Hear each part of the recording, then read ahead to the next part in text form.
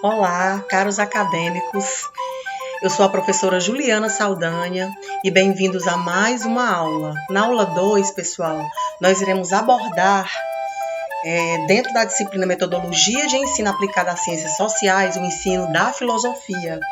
Resgatando, na aula 1, a introdutória, nós vimos que a filosofia, assim como a sociologia, a antropologia, a ciência política e outras disciplinas ligadas às ciências sociais, elas fazem parte desse contexto lógico para o que o professor possa ser um fio condutor do aluno, Então é importante considerar a filosofia como uma disciplina que nos ajuda a organizar o nosso raciocínio crítico sobre as coisas. No caso do nosso estudante jovem, que indaga do professor para que serve a filosofia, este certamente gostaria de ter uma resposta pronta sobre o que é a filosofia. A filosofia nos permite compreender, aceitar e questionar a diversidade e, através do conhecimento, ela nos garante uma cumplicidade com o próprio conviver. A filosofia nos ajuda a desvelar os nossos próprios assombros perante a realidade, tendo o dever, pessoal, de descobrir o que se oculta por trás dos dogmas socioeconômicos, religiosos, culturais que nos são impostos. Sim, nós temos a obrigação de desvelar o que está por trás desses dogmas. A filosofia pode ser um instrumento interessante para isso, para entendermos melhor as situações pelas quais estamos passando, possibilitando que façamos escolhas bem pensadas. Portanto, o papel da filosofia é então de questionar, interrogar, causar incômodo mesmo.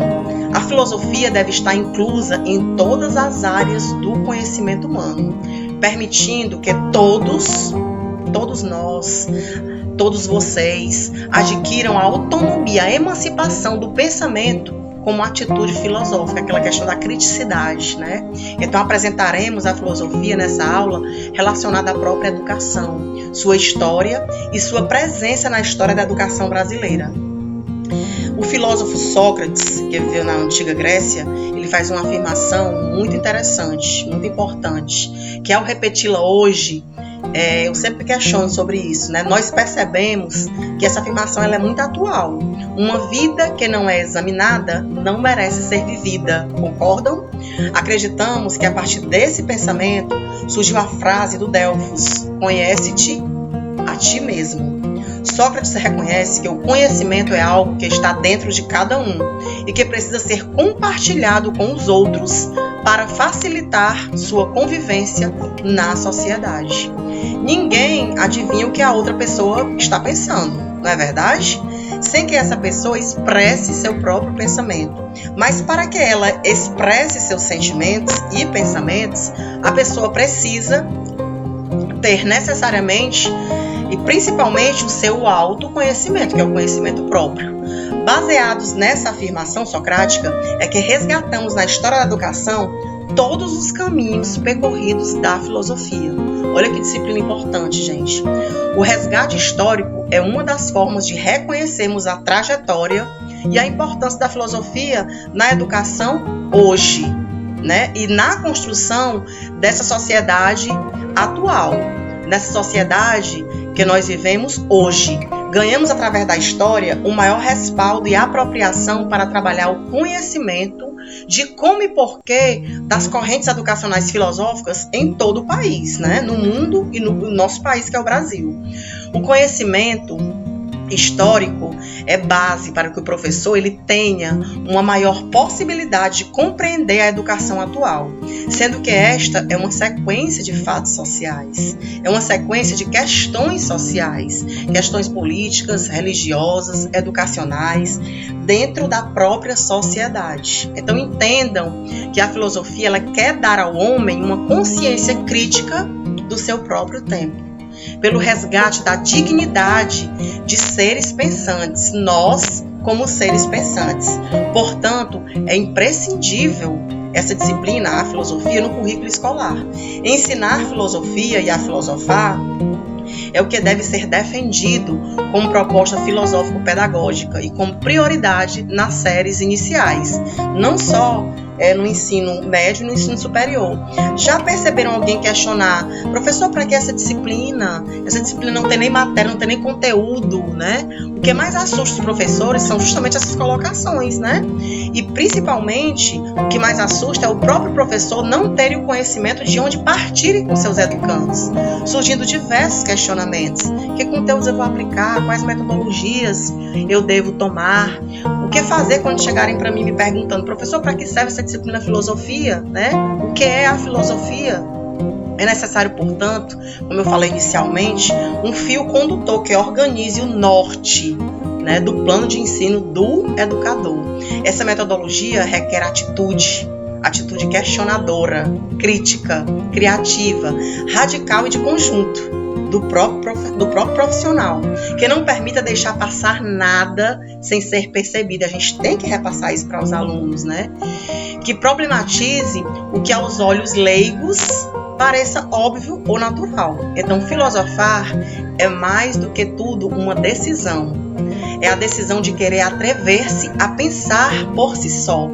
Mais que realizar uma aula de filosofia, o melhor seria que você, professor, construísse uma aula filosófica baseada em olhares subjetivos, questionadores, problematizadores sobre o mundo. A isto chamamos de educação emancipadora, educação reflexiva, onde há um respeito sobre o pensar do outro, que é tão importante sobre falar sobre o assunto. É tão importante falar sobre o assunto, como também é importante ouvir o que o outro pensa sobre o assunto. A filosofia não buscou o saber pronto e acabado, por isso aquele questionamento inicial, né? Mas manteve uma atitude indagadora e nunca tomou posse da verdade ou do conhecimento. Então, o buscar, ele nos transforma, faz-nos mudar de atitude em relação ao que sempre fomos.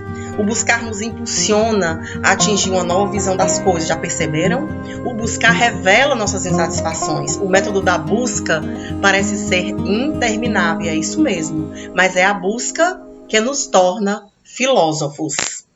Muito obrigada a todos. Essa introdutória foi de suma importância para que a gente adentrasse agora na própria história da filosofia, ok?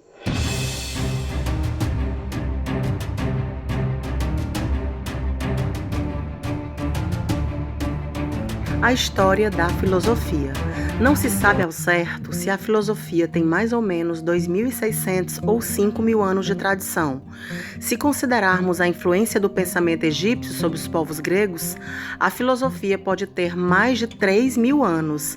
E se considerarmos que já havia uma produção de um tipo de pensamento filosófico no Extremo Oriente, a raiz primeira da filosofia, que pode ser identificada nos antigos ensinamentos budistas, já passa dos 5.000 anos de existência.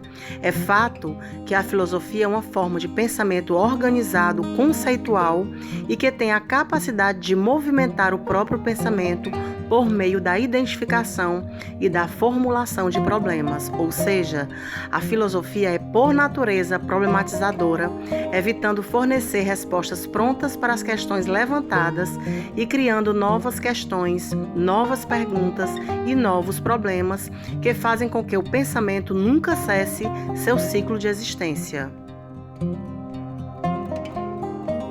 Não importando por ora a sua origem certa, o importante é saber que não há uma resposta única e definitiva para a pergunta o que é a filosofia. Diversos filósofos, em diversos locais e épocas diferentes, responderam a essa pergunta não necessariamente de uma maneira explícita.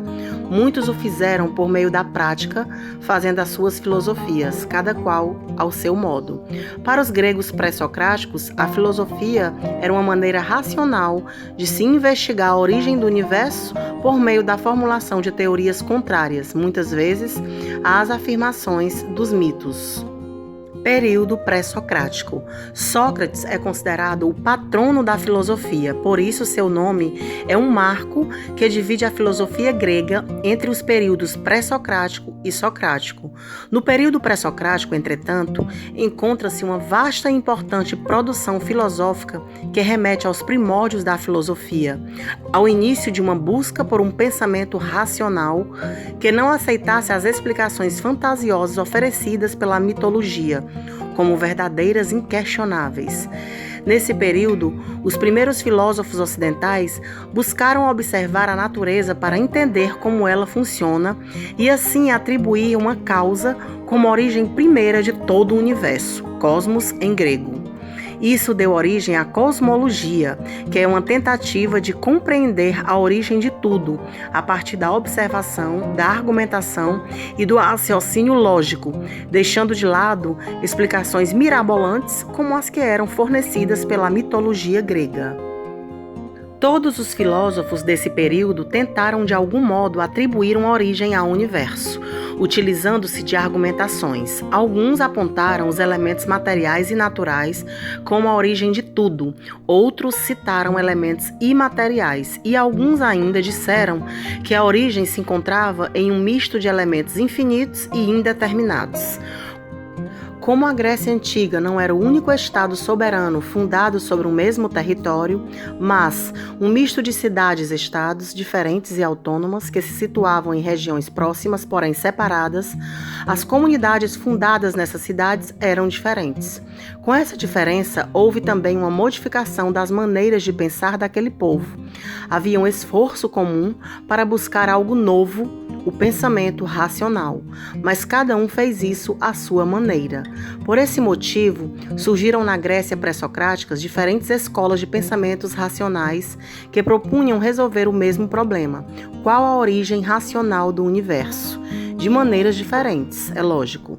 Assim, podemos dividir o pensamento pré-socrático em Escola Jônica. Surgida na região da Jônia, atual Turquia, foi palco para o primeiro filósofo, Tales de Mileto. Também a compuseram os pensadores Anaximandro e Anaxímenes, ambos de Mileto, e o filósofo Heráclito, da cidade de Éfeso.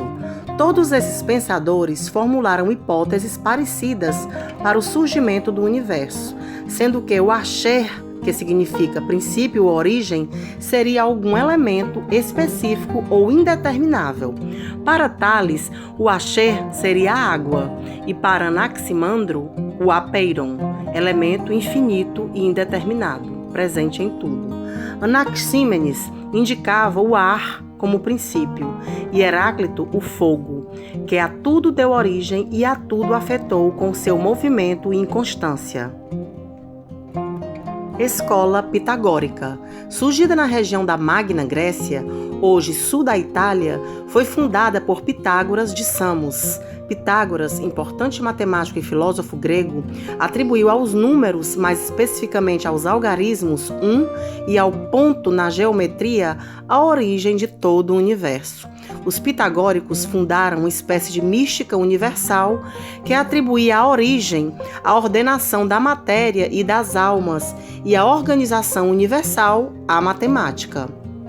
Escola Eleata. Surgida na cidade grega de Eleia, onde hoje também se situa parte do sul da Itália, teve como principais representantes Parmênides e seu discípulo Zenão de Eleia. Esses dois filósofos se esforçaram por apresentar que o mundo não seria composto por movimento, como queria Heráclito, mas por uma imutabilidade que constitui as essências. A matéria, segundo Parmênides, enganava o aparentar das mudanças, e as essências dos objetos materiais permaneceriam idênticas. Desse modo, diversos filósofos e filosofias surgiram na defesa da origem do universo. Podemos citar: filósofos pluralistas defendiam que o universo foi originado pela composição de diversos princípios. Empédocles, para quem a origem de tudo estaria nos 4 elementos primordiais: a terra, o fogo, a água e o ar. Anaxágoras, para quem a origem estaria em um agregado de partes infinitas, distribuídas de maneiras diferentes em cada ser. Leucipo e Demócrito, os fundadores da teoria atomista, a qual atribuía a origem à junção de partículas invisíveis e indivisíveis, chamadas de átomos. Todas as escolas pré-socráticas apresentadas compartilharam e condensaram o início da filosofia grega e da busca por um pensamento racional no Ocidente. Para Sócrates, a filosofia seria um olhar para dentro de si e uma forma de extrair as ideias verdadeiras sobre aquilo que o próprio ser humano desenvolveu mediante a criação das sociedades. Para os helenistas, a filosofia era uma espécie de prática de vida para alcançar a plenitude e a felicidade. Para os medievais, a filosofia estaria submetida à teologia e a sabedoria infinita de Deus teria dado ao ser humano a possibilidade do conhecimento racional. Já os modernos voltaram-se para a questão do conhecimento e da ciência, além da política e da ética, desenvolvendo um pensamento que resgatava certas características dos gregos, mas a aprimorava. Já na contemporaneidade, a filosofia abraçou novos problemas e novos paradigmas, característicos de nossa época, para desenvolver novos problemas e novos conceitos sobre eles.